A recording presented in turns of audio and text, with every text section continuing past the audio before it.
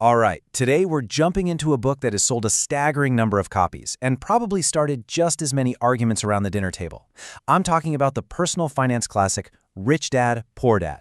We're going to dig into the core ideas that made it so incredibly powerful and, yeah, so controversial. You've probably heard this a million times, right? It's that golden rule for success, passed down from our parents who just wanted the best for us. Get good grades, get into a good school, and find a safe, secure job. And that was the exact advice Robert Kiyosaki's own highly educated father, his poor dad, gave him his entire life. Well, here's the book's first big bombshell.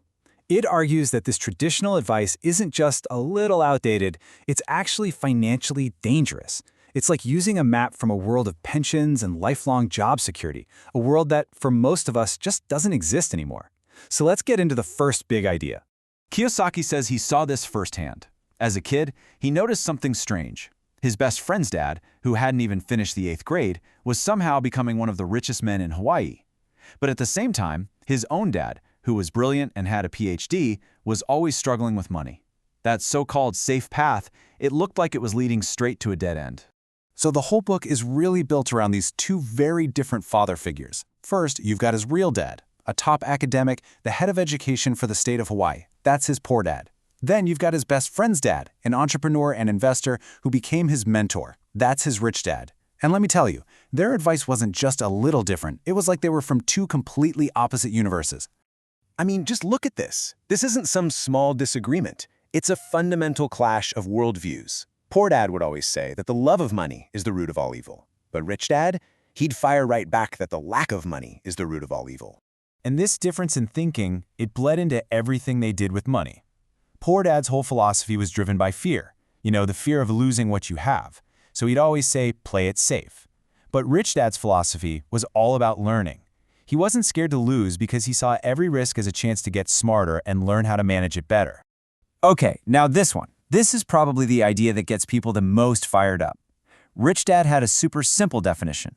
An asset puts money in your pocket, a liability takes money out of your pocket. Simple, right? Well, by that logic, your family home, with its mortgage, taxes, insurance, repairs, doesn't put money in your pocket, it takes it out. He said it's not your biggest asset, it's your biggest liability. So what happens when you follow that play-it-safe mentality that poor dad preached? Well, according to Rich Dad, you walk right into a lifelong trap. And the scary part is, millions of people are stuck in it and don't even know it. He had a name for it, the rat race. It's this endless cycle where working harder just doesn't get you ahead. Think about it. You get a pay raise? Does that mean freedom? No. Usually it means a bigger house, a nicer car, which means higher taxes and more debt. You end up working for your boss, for the government, and for the bank. And you're the very last person who gets paid. You see, this cycle isn't a ladder you can climb. It's more like a hamster wheel. And it's powered by two really basic human emotions. First, the fear of not having money pushes you to get a job. Then, the second you get that paycheck, desire kicks in for all the cool stuff you can finally buy. That leads to more spending, and boom, the fear comes rushing back. But even stronger this time, you're trapped. Okay, so if you're stuck on this hamster wheel, how in the world do you get off? Well, Rich Dad's first lesson for young Kiyosaki wasn't some boring lecture. It was a real-world, hands-on experience designed to completely shatter the idea of working for a paycheck. So, Rich Dad does something that's kind of brilliant but also kind of cruel. He offers Kiyosaki and his friend a job in one of his stores for a wage that was just insulting. 10 cents an hour. 10 cents. He actually wanted them to get angry. He wanted them to feel totally frustrated and exploited because that would force them to think instead of just quietly accepting their situation. So, of course, Kiyosaki eventually storms in and complains.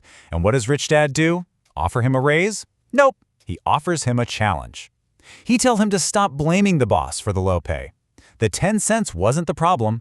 The real problem was Kiyosaki's choice to depend on a boss for money in the first place.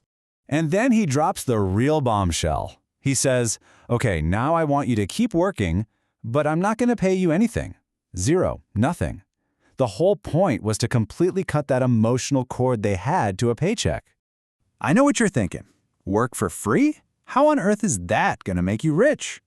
But it's a radical idea with a really specific goal.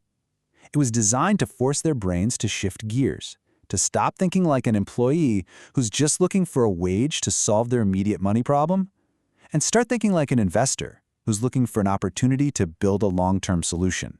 And you know what? It totally worked. As soon as that desperate need for a paycheck was taken out of the picture, their minds just opened up. It's like their eyes were opened for the first time, and they started seeing value and opportunities that were just lying around in plain sight, completely ignored by everyone else.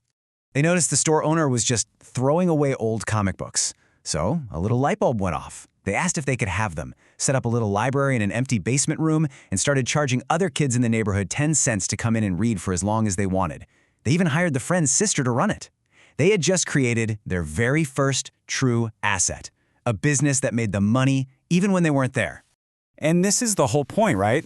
Everybody else looked at those comic books and saw trash. But Kiyosaki and his friend, now that their minds were open, they saw an asset.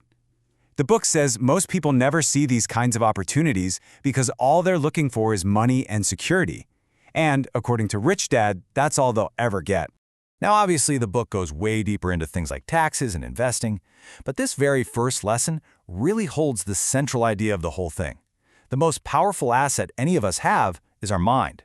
So the real question isn't just, what are you looking for? It's, what are you training your mind to see?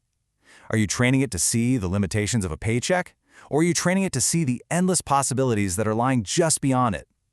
According to Kiyosaki, your answer to that question will basically determine your entire financial future.